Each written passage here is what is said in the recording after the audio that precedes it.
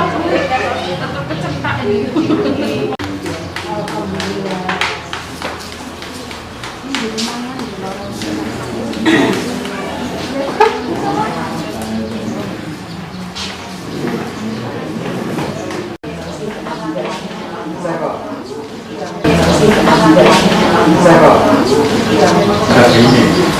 Kita mulai acara pada pagi hari ini, sesi kedua tentang ramuan jamu yin-yang.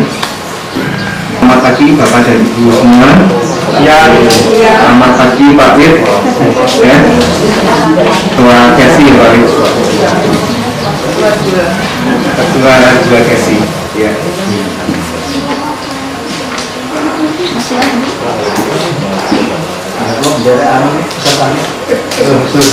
Sebelum saya memulai dari diskusi pada pagi hari ini, saya ucapkan terima kasih atas kepercayaan yang diberikan pada Bapak dan Ibu sekalian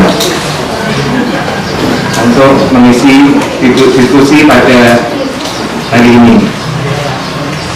Diskusi pada hari ini adalah ramuan jamu yin-yang. Ini kan itu dulu ya.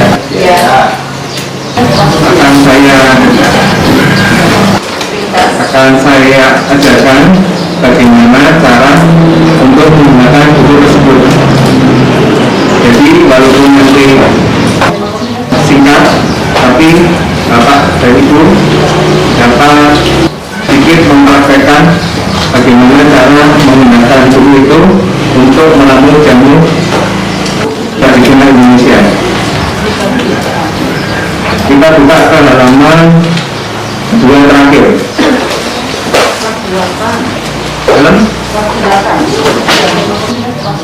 Studi kasus langsung halaman terakhir.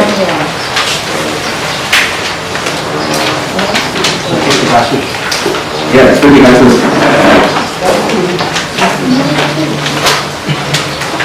Ini memang studi kasusnya saya tulis satu macam karena yang kasus-kasus berikutnya akan ada dari antara Bapak Ibu sekalian. Jadi nanti sekarang kita langsung praktek bikin jamunya. Saya baca kasus pertama ya. Nyeri betis. Ada pasien datang ke klinik dengan keluhan nyeri pada kedua betis. Nyeri dirasa sejak 1 minggu yang lalu. Nyeri mereka bila untuk duduk atau berbaring. Bertambah nyeri bila banyak berjalan. Ada pemeriksaan fisik, terasa otot yang keras, terasa semakin sakit bila tekan, namun tidak ditemukan bengkak panas pada area keluhan. Pemeriksaan vital sign, jadi ini tanda-tanda vital ya. Tanda-tanda vital itu misalnya ini. Ada pasien datang ke tempat Bapak atau Ibu ya. Kalau tanda-tanda vitalnya normal, berarti pasien itu layak diberikan terapi. Tapi kalau nggak normal atau kondisi gawat darurat, itu ada cara lain nanti ya. Misalnya harus dirujuk ke dokter, atau nanti Pak harus segera merujuknya UGD. Misalnya pengalaman saya pernah ada serangan pasien serangan stroke, tiba-tiba dibawa ke tempat saya. Itu kondisi gawat darurat, jadi kan tidak bisa kita tangani. Waktu itu tekanan darah 160/100, detak jantungnya 102, cepat kan itu ya. Nah, dari vitalnya nggak bagus. Ini sangat berisiko ya. Apalagi kalau mati di tempat praktek. Nah, kasusnya bisa panjang. Ya. Ini kan dipanggil bolak-balik ke Bapak yang di depan ya. Kalau nadi itu 60-90, anak-anak lebih cepat, orang tua lebih lambat. Kalau respirasi itu 16-22 pernapasan. Kalau di atas itu sak nafas, kalau di bawah juga sak nafas. Terus tekanan darah 110/70 sampai 100 40/90. Itu batas normalnya. Kalau keadaan umum itu bisa ditulis, misalnya kalau kompos medis itu sadar penuh, bisa ditulis delirium nikel kalau pasiennya nikel, atau bisa ditulis sopor itu penurunan kesadaran. Jadi kalau misalnya orang sopor itu gini, sama ya itu makanya buka, tapi begitu nggak diajak ngobrol mati. Dari lagi itu cucinya datang mulai ngelirik sebentar terus mati, itu sudah penurunan kesadarannya, namanya sopor. Kalau orang terus nggak ada reaksi ketika kita terapi nyeri mulai ini ada reaksi sedikit, begitu kita lepas mati, itu namanya sopor koma. Kalau koma tidak bisa apa-apa kalau koma, jadi dia apa-apakan sudah nggak ada gerakan, itu koma. Kalau suhu itu kalau pakai termometer lebih akurat, tapi kalau nggak punya termometer ditanya ada demam nggak. Kalau demam ditulis fibril, kalau nggak demam ditulis afibril. Nah biasanya itu dari vital sign-nya. Terus yang kedua, hasil pemeriksaan nanti ya. Kalau akupresur itu sebenarnya kalau sudah ekspor itu tidak akan lepas dari pemeriksaan nadi untuk menentukan titik akupresur dan ramuan jantungnya. Tapi nanti materi nadi mungkin bisa disampaikan lain kali di sesi berikutnya karena nanti lebih panjang. Terus kemudian diagnosa akupresur. Saya tulis nyeri betis oleh karena defisiensi ginjal dan paru, oleh karena terlalu banyak berjalan. Apakah dia bisa menjelaskan kenapa saya tulis diagnosa seperti ini? Ada yang bisa?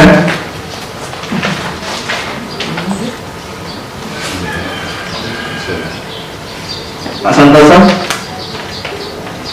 Ya, bisa menjawab kenapa saya tulis diagnosa seperti ini? jadi maksudnya ini singkat, tapi nanti bisa dilaksanakan secara detail. Ya, Pak Santoso bilang supaya singkat dan bisa dilaksanakan secara detail. Saya menuliskan diagnosa seperti ini, itu pertama tadi seperti penjelasannya Pak Santoso. Kedua, karena kita punya dasar yang berbeda. Jadi kalau medis kan dasarnya anatomi fisiologi ya, anatomi dan fisiologi. Anatomi itu jaringan tubuh. Kalau berarti kan bisa ya.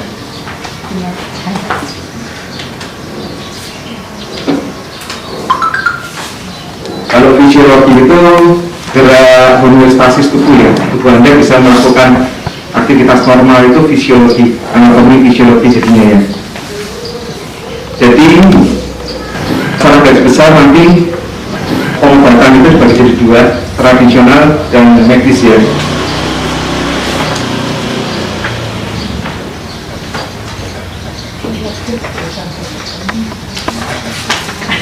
Dasarnya apa?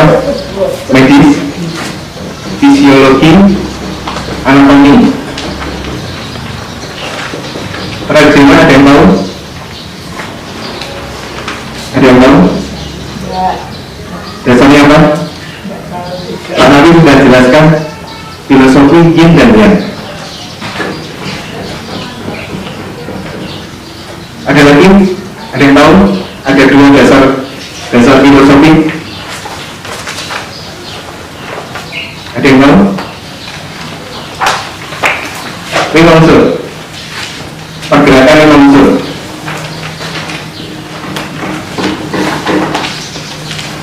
Pergerakan lima unsur. Jadi perbedaannya itu. Terus kemudian ada lagi perbedaannya. Ada yang tahu perbedaannya? Medis penelitian ilmiah.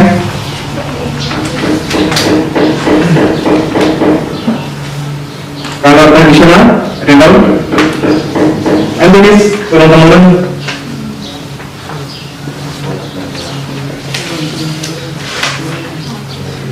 Turun temurun.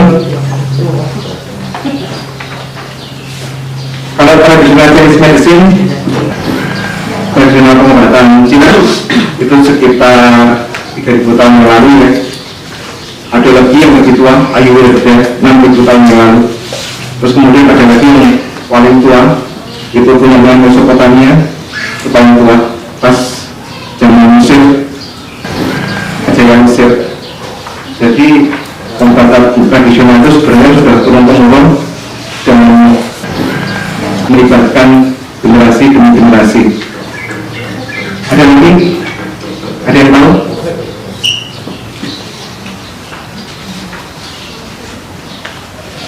Perbedaannya yang tahu?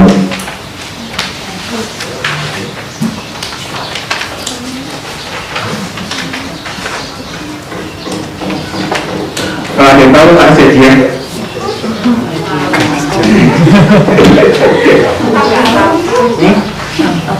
Jam musik dari 3 malam. Tidak ngerti. Satu lagi perbedaannya. Pemeriksaannya, medis selain pemeriksaan manual, dia ada CT scan, ada USG, ada X-ray, dan lain-lain. Kita nggak boleh pakai ya. Tradisional apa? Tradisional apa? Pemeriksaannya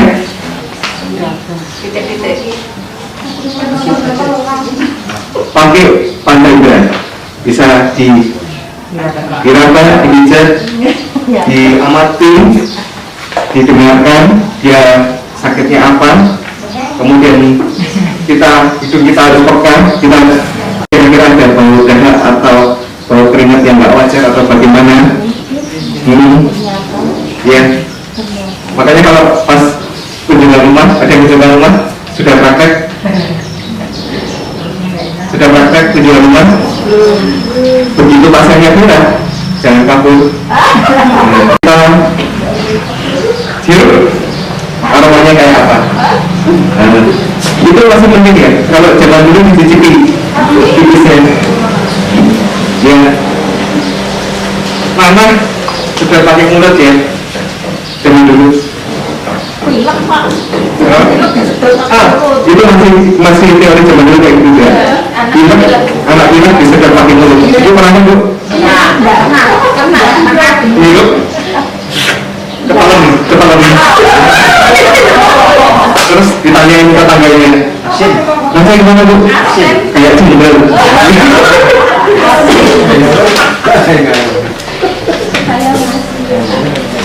Pemeriksaannya manual, pakai pengamatan, pendengaran, penciuman, peragaan. Kemudian kita langsung, jadi karena kita punya dasar yang berbeda, maka diagnosanya seperti ini. Kalau saya menuliskan diagnosa nyeri betis oleh karena defisiensi ginjal dan paru, oleh karena penyebab penyakit golongan 3, keletihan berjalan, ini bukan berarti organ ginjal atau paru-parunya bermasalah. Yang perlu dipahami adalah defisiensi ginjal dan paru merupakan sebuah sistem ginjal dan paru. Jadi kelainannya bisa pada organnya, bisa juga pada meridiannya, sehingga gejala yang muncul bisa bervariasi. Kelainan pada sistem ginjal bisa terletak pada organnya dan juga bisa terletak pada meridiannya. Ini meridian ginjal, ini organ ginjal ya. Jadi kelainannya bisa di organnya, bisa juga di meridiannya, sehingga gejalanya itu bisa bervariasi. Tidak hanya masalah ginjal seperti batu ginjal atau kaki bengkak karena albumin yang kurang, bisa juga timbul keluhan yang lain seperti nafas berat, bronkitis, sinusitis, kaki mengecil tidak bertenaga, nyeri betis, bisa vertigo, bisa migrain, bisa sakit kepala, bisa sperma kurang, bisa insomnia, bisa gelisah, mimpi seram. Jadi gejalanya bisa banyak karena sistem ginjal, gangguan pada sistem ginjal bisa pada organnya, juga bisa pada meridiannya. Meridian ini adalah jalur energi yang menghubungkan organ satu dengan yang lain, jaringan satu dengan jaringan yang lain. Bila jalur energi terhambat, ini akan menyebabkan penyakit. Meridian ginjal itu berawal dari jari kelingking, melewati telapak kaki, kemudian mengitari mata kaki sisi dalam, naik ke atas, melewati betis sisi medial, sisi dalam, paha sisi dalam, kemudian menuju tulang ekor. Dari tulang ekor, kemudian masuk ke sumsum tulang, menuju ginjal, kemudian menuju kandung kemih. Setelah itu kembali naik ke atas. Jadi ini yang merah ini meridiannya letaknya di permukaan, bisa kita berikan titik akupresurnya. Ini ada kode-kode KI22, KI23. Ini merupakan titik akupuntur yang sering digunakan untuk mengobati keluhan-keluhan penyakit tersebut. Nanti akan saya bahas lebih rinci di episode berikutnya. Jadi ini meridiannya naik ke atas dari kandung kemih tadi ya, kemudian agak ke permukaan, melewati perut, naik ke atas, melewati hati, menembus diafragma, masuk ke paru-paru, naik ke atas, kemudian ke tenggorokan, berakhir ke pangkal lidah. Berakhir di pangkal lidah. Pada titik KI24 ini ada percabangan. Pada KI24 ada percabangan yang menuju ke jantung.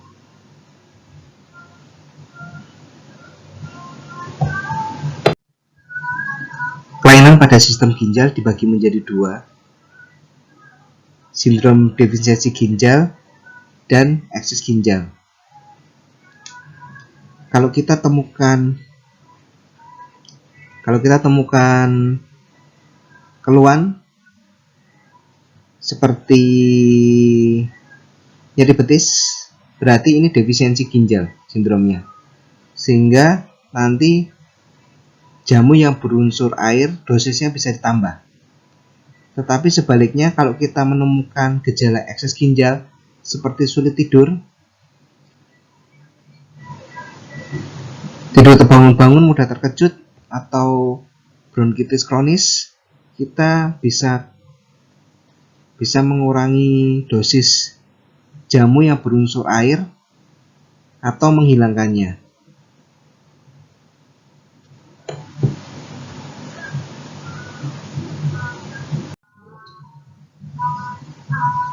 Kelainan pada sistem paru sama seperti sistem ginjal, bisa terletak pada organnya, bisa juga terletak pada meridiannya.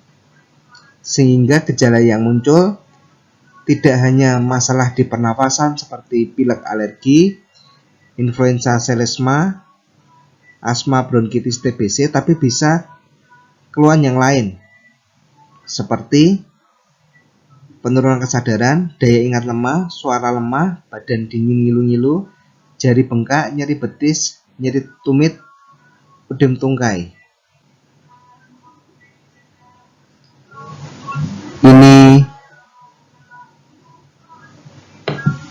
Ini organ paru-paru. Ini meridiannya. Meridian paru-paru berawal dari perut bagian atas turun ke bawah, melewati usus besar, kemudian naik ke atas lagi, naik ke atas, mengitari jantung. Mengitarinya bukan seperti ini ya, tapi mengitarinya seperti ini ya. Nah, seperti ini, mengitari jantung, masuk ke paru-paru, kemudian naik ke atas ke tenggorokan, melewati bagian atas paru-paru, muncul ke permukaan melalui titik LU1 ke lengan atas, turun ke bawah. Ini sisi radial, lengan atas sisi radial, lengan bawah sisi radial, dan berakhir di ujung ibu jari.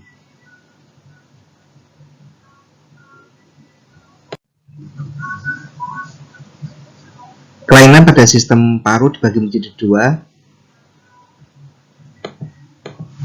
kondisi defisiensi paru dan kondisi ekses paru, atau saya katakan sindrom defisiensi paru dan sindrom ekses paru. Kalau sindrom defisiensi paru, nanti dosis jamu yang berunsur logam itu akan ditambah. Sebagai contohnya jahe, akan ditambahkan dosisnya. Tapi kalau kondisi ekses paru, nanti jamu yang berunsur logam, jahe, itu dikurangi atau dihilangkan nantinya. Contoh kondisi defisiensi paru salah satunya nyeri betis.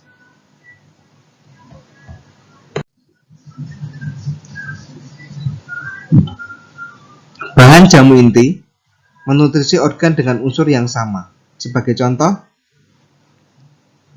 lempuyan temuireng itu berunsur api, akan menutrisi jantung usus kecil yang berunsur api.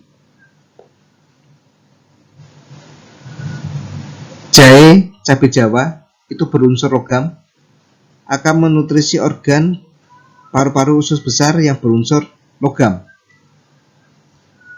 Laos, kapulaga berunsur tanah, akan menutrisi limpa lambung yang berunsur tanah. Asam Jawa, cengkeh, kemukus berunsur kayu, akan menutrisi hati dan empedu yang berunsur kayu. Pahitan ginjal, nanti saya jelaskan ini apa saja. Berunsur air, akan menutrisi ginjal kandung kemih yang berunsur air. Madu, berunsur tanah, akan menutrisi limpa lambung yang berunsur tanah. Pada organ berunsur api, ini tidak hanya dua, tapi ada dua organ lagi, yaitu perikardium dan tripemanas. Perikardium, saya singkat PC, dan tripemanas, saya singkat TE.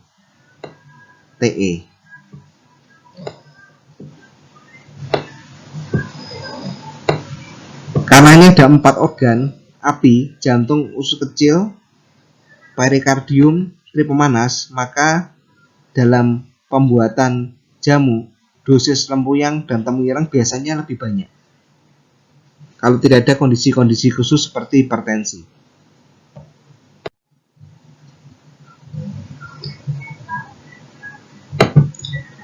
Ini adalah bahan ramuan pahitan ginjal. Unsurnya air, menutrisi ginjal dan kandung kemih, karena ginjal dan kandung kemih itu unsurnya air. Ada 11, tapi yang sering dipakai biasanya pegagan, sambiloto, sama akar alang-alang. Tapi teman saya ada juga yang pakai pegagan, akar alang-alang, sama kecibeling.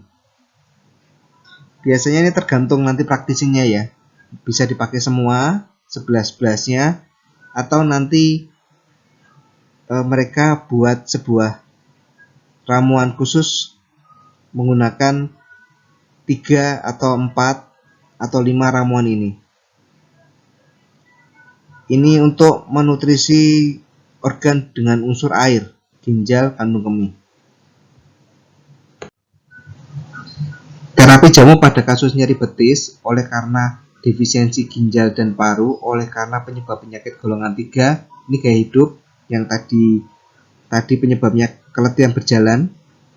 Kita bisa berikan jamu pemula setelah terapi akupresur atau akupuntur yang meliputi pahitan ginjal, ini unsurnya air untuk mengatasi defisiensi ginjal, kemudian jahe yang unsurnya logam untuk mengatasi defisiensi paru yang unsurnya logam. Jadi ini unsurnya sama ya, pahitan air, jahe logam, ginjal itu unsurnya air, paru-paru unsurnya logam. Pahitan dan jahe untuk menutrisi kedua organ ini. Nah, setelah itu kita bisa berikan jamu inti dibawa pulang untuk diminum sebelum tidur. Dosisnya seperti ini. Kita tambahkan jahe yang tadinya setengah sendok teh, kita bisa jadikan 1 sendok teh. Kemudian pahitan ginjal yang tadinya 1/4, kita bisa jadikan setengah sendok teh atau jadi 90 cc. Kalau pada kondisi normal itu asam jawa sama pahitan ginjal itu 75 cc. Tapi pada kondisi defisiensi ginjal, pahitan ginjal dinaikkan dosisnya jadi 90 cc. Nah, demikian cara pemberian ramuan jamunya.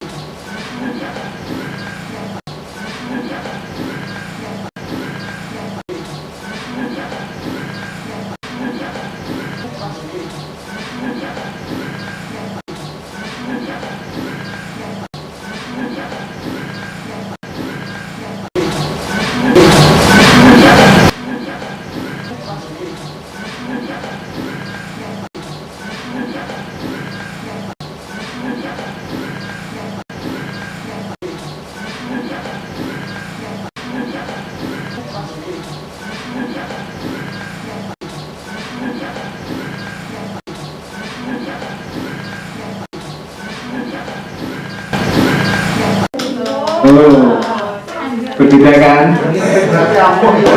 Pak Santoso pengen pipis nggak? Padunya 2 sendok. Rasanya itu sakit seperti ini ya? Disaring betul lagi. Hanya itu bisa pertama kali datang dikasih manifestasi bisa. Terus ditanya perkembangannya gimana Pak? Sudah enakan, kasih lagi manifestasi bisa. Terus kemudian yang pertemuan ketiga dikasih angka bisa. Boleh, tapi tidak instan dulu. Tidak instan. Jadi mungkin sembuhnya nanti malam atau besok pagi dulu. Iya. Tapi lebih awet. Bisa. Nah, makanya namanya ini seni pengobatan timur. Jadi ini setiap orang punya seninya. Nanti saya ajarkan seperti ini, mulut saya nanti beda lagi. Iya, tergantung pengalaman prakteknya nanti. Tidak disaring Mbak Gita. Oh sudah oke Pak? Iya sudah oke. Tinggal ini kalau sekali nggak diatur Pak? Sudah. Iya.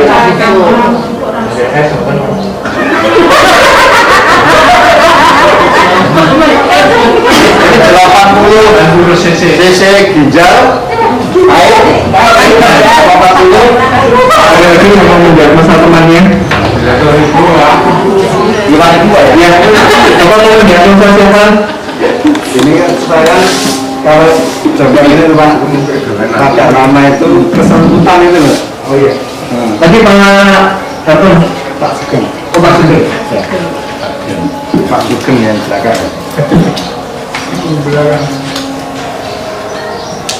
Pak Sugeng tidak lupa. Temannya kesemutan. Kesemutan kaki telapak kaki itu. Telapak kaki. Ya. Kemudian selama kalau malam itu sering buang air. Berapa kali Pak? 2 kali. Buangnya besarnya macam? Benjar. Sudah berapa lama? Ya sudah 1 bulanan ini. Tenggorokan kering? Enggak. Nafsu makan tinggi? Biasa. Tidurnya mulus nggak Pak? Bisa. Tidak bisa tidur? Iya. Dia tadi yang tidurnya tadi pakai minyaknya tanawin tambah jamu. Oh ditangani akuarium atau manifestasi?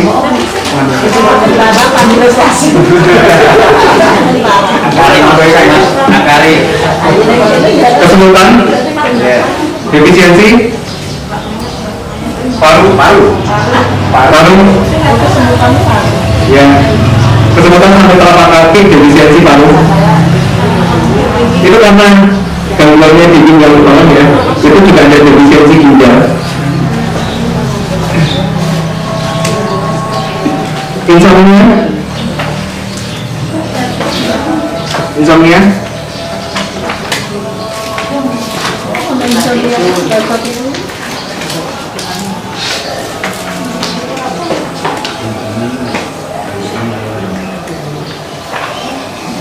Insomnia itu bisa ekses ginjal, bisa ekses jantung. Karena ada defisiensi ginjal, kemungkinan dari ekses jantung ya.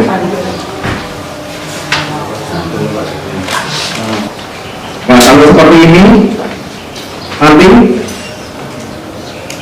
kalau ditangani manifestasi kadang nggak efektif ya, harus tangani akar. Maju Pak. Pak Sugeng boleh? Pak Sugeng. Pak Sugeng sendiri.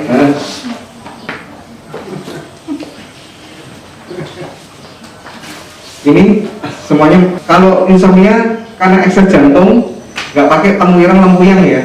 Jadi ini disingkirkan, temu ireng lempuyang singkirkan. Terus kemudian kita ganti pakai temulawak.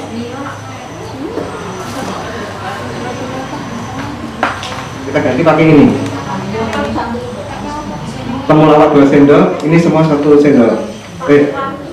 Temulawak 1 sendok makan. Terus ini temulawak 1 sendok makan. Berarti ini 2 sendok ya. Ya. 2 sendok, yang lainnya 1 sendok.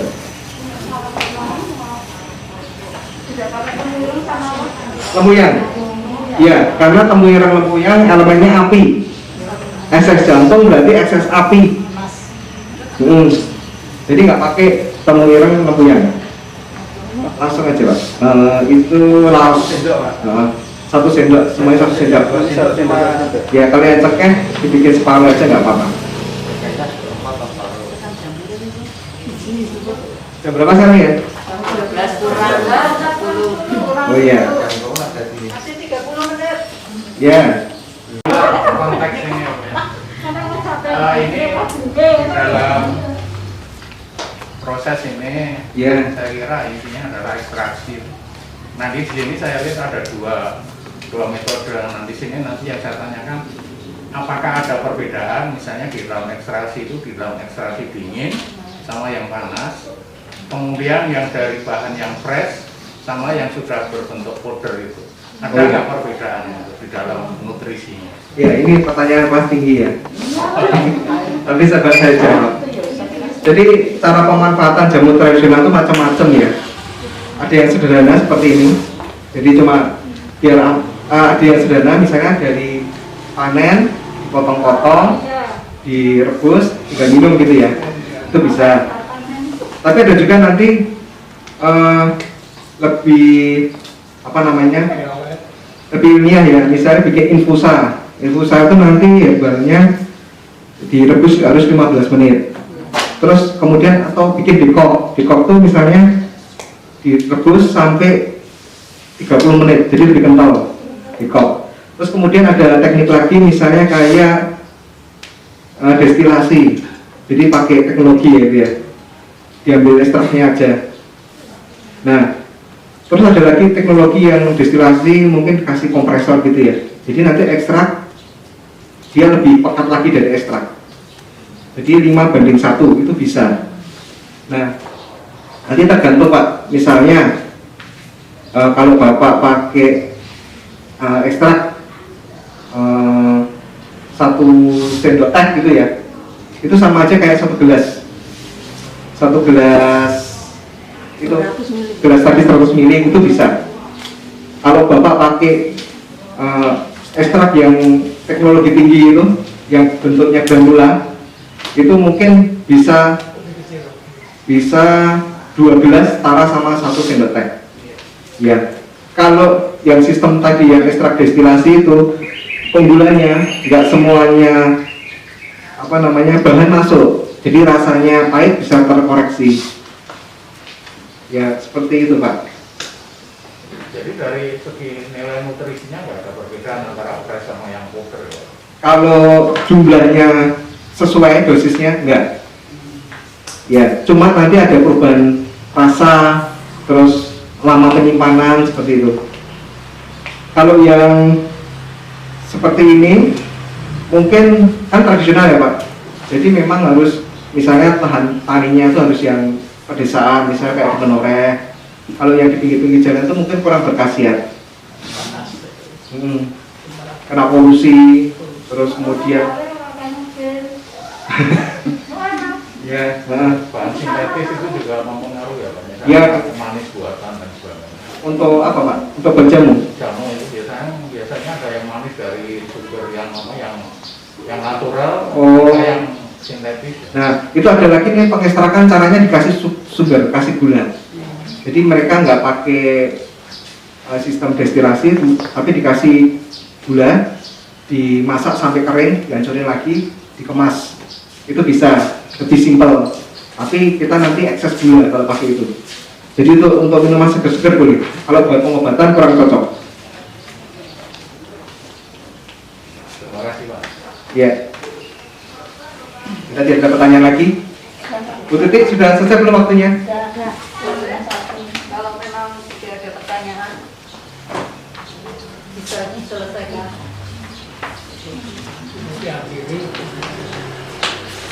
Kalau tidak ada pertanyaan lagi, saya akan akhiri ya. Terima kasih atas perhatiannya. Semoga bermanfaat. Berkah dalam.